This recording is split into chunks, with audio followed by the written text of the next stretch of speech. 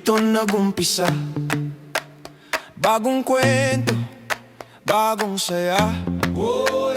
Dating drawing lang sa notebook ko, ngayon got decode na sa phone ko. Kumusta po kayo lahat mga kabahay? Ako nga po pala si Rojman Lapas ng RRCT Realty, and today, nandito po tayo ngayon sa loob ng Seria Community by Uvia Land dito po sa Baliwag City, Bulacan. At ang nakikita po ninyo ay ang mga townhouses na house model po dito sa Seria. And binubuo po siya ng dalawang bahagi. Meron po tayong Manor Classic Inner Unit Townhouse, and of course ito pong Manor Lux or yung End Unit Townhouse. So pagsasamahin natin siya sa house tour na to mga kabahay. Kaya naman excited na ba kayo? Ako rin mga kabahay. Pero bago yan mga kabahay, kung hindi ka pa nakasubscribe sa ating channel, you might want to consider subscribing to stay in the loop sa ating mga housing projects listings across Bulacan. So paano mga kabahay? Tara, diretso na tayo. So yan, ito po ay mga townhouses na may modern Spanish architectures. So on my right side, ito po yung ating Manor Classic po mga kabayan. No? So pag tinawag nating Manor Classic, ito po ay inner unit na binubuo ng 50 square meters sa floor area at 50 square meters sa lot area. Okay? And over by this side, ito naman yung ating Manor Lux na end unit townhouse. Binubuo naman siya ng 50 square meter pa rin sa floor area, pero mas malaki lamang ang kanyang lot size na merong 66 square meter po mga kabahay. Yan. Okay, unahin na natin sa Manor Classic na inner unit townhouse. So, as you can see, it's a 2-story inner unit mga kabahay. Meron po tayo ditong cemented carport, kasama yan sa turnover, and then itong stepping stone mga kabahay, no? So, meron tayo, so yung bahay natin ay may mga French windows na made from powder coated aluminums. Meron tayong steel door dito, meron tayong porch. Yan, and meron tayo ditong mga lamps, kasama yan sa turnover mga kabahay.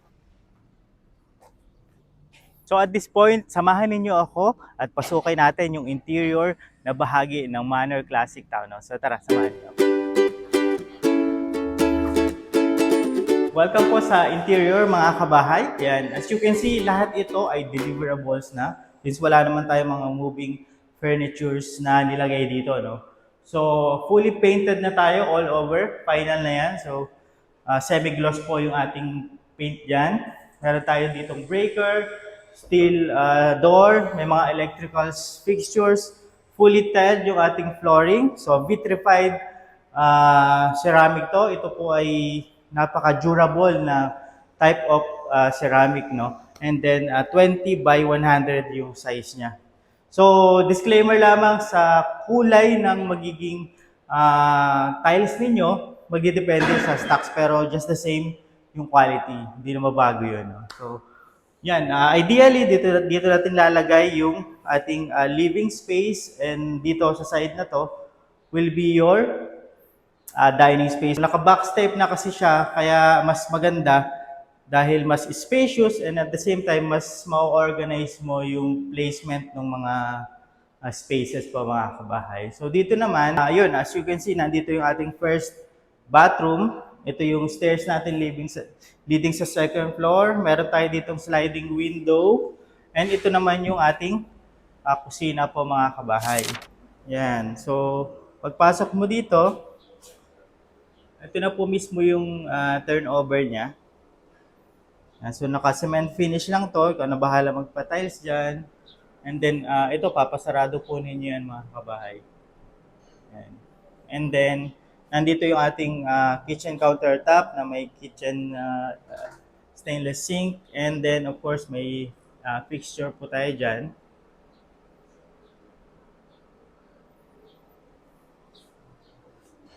Paglabas naman natin, nandito na yung ating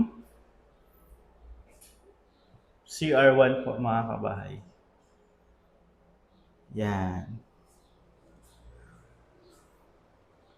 So dito naman, akit na tayo.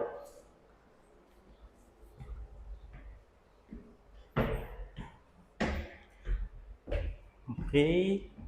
Meron tayong metal handrails dito. Nandito yung ating CR2. Mga kabahay. Buksan natin yung ilaw. Pretty much the same naman doon sa second floor. Yan.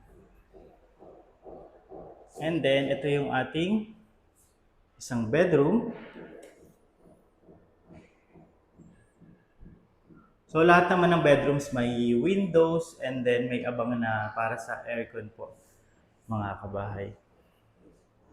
Ito yung isa pang bedroom po na ideal for single size bed. And then, ito po yung ating master's bedroom. Yan.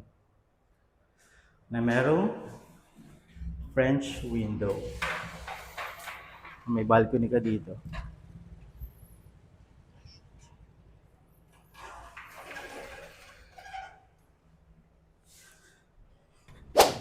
Ngayon naman, welcome sa ating Manor Lux and Unit Townhouse. So, just the same lang naman mga kabahay, meron siyang stepping stone, cemented carport. Itong landscape ng plants, hindi naman kasama yan. For visualization lang yan. Ang difference lang talaga, no, nilang dalawa, ay bukod sa same yung inyong facade, na may carport provision ka dito and itong walkway mo, ay ito po mga kabahay, yung iyong extra space dito. So after kasi ng iyong parking space mga kabahay, meron ka pa ditong extra lot, no? Ito yung iyong sliding windows leading sa iyong dining space and living area. And then meron ka pa ditong extra space. Ito yung inyong magiging firewall. And then meron kang access door dito sa side na to mga kabahay. So pwede mo pa itong i-utilize, no? Expansion ng kitchen or extra room, depende naman sa iyo mga kabahay. So, pasukin natin yung interior para makita nyo lang yung orientation niya mga kabahay. Area, dito nagumpisa.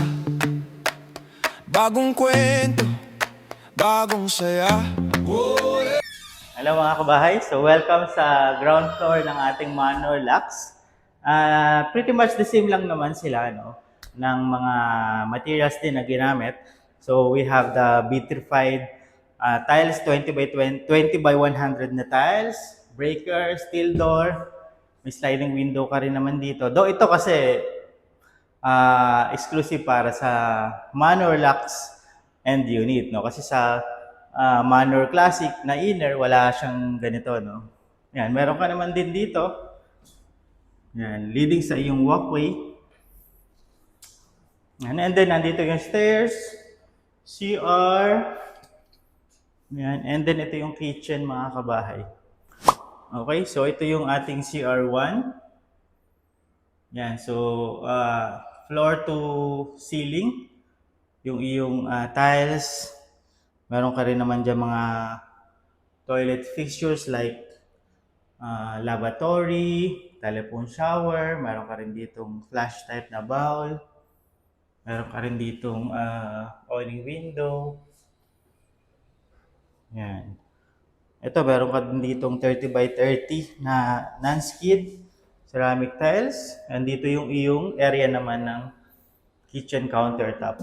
Yan, meron kang kinad na to na 60 by 60 na glossy ceramic tiles. Meron ka rin ditong subway tiles. Saksakan dito. Stainless steel sink, and then meron ka ditong sliding window. Maluwag pa naman to mga kabahay, pero meron ka ditong pintuan, access door mo papunta sa garahe mo. Kaya naman kung may budget na kayo, pwede nyo na itong ipasarado. At kung isa lang naman din yung sasakyan po natin, ito, no, kung wala na rin tayong paggagamitan nito, mas maganda na i-extend na natin to para sa kitchen area kasi medyo masikip po, no, yung ating kitchen space dito, kung lalo na pag may gamit na, pag may rep ka na, di ba? So ngayon, akit naman po tayo sa taas. Yan, 12 steps din po ito. And then 13 yung ating landing dito sa second floor. Yan, ito po yung walkway niya. Ito po yung CR number 2. Open natin yung lights. Pretty much the same lang naman sila. Yan, ito po yung ating bedroom 1. May corner siya, no?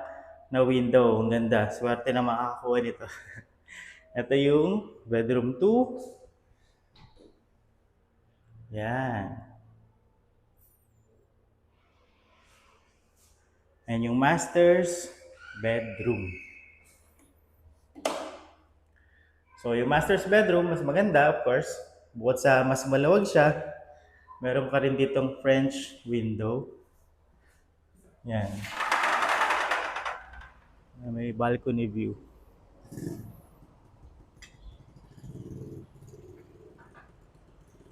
Diba? Ang ganda ng Syria, no? There you go. And there you have it mga kabahay para sa ating quick house tour ng Manor Classic Inner Unit Townhouse at Manor Lux End Unit Townhouse dito po sa Syria. So ang tanong mga kabahay, ano ba yung nagustuhan ninyo between the two? Yan, comment down below po mga kabahay. Pero syempre, parehas naman silang maganda pero magkaiba sila ng presyo dahil nga ito po ay nasa around 3.3 million as we speak, and of course ito nasa around 3.7 as we speak or as we upload this video po mga kabahay. Kalsadang tahimik, hangin presko, may kapitbahay na saludo.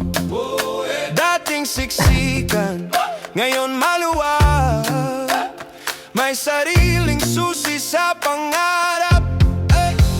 Syria, home na to, sariling bahay, sariling victory ko. Mula pangarap noon hanggang ngayon, finally may lugar na para sa akin. Peaceful streets, bright tomorrows, buhay na may siguradong bukas. Hindi lang bahay, buhay na buo dito sa Syria, home na to.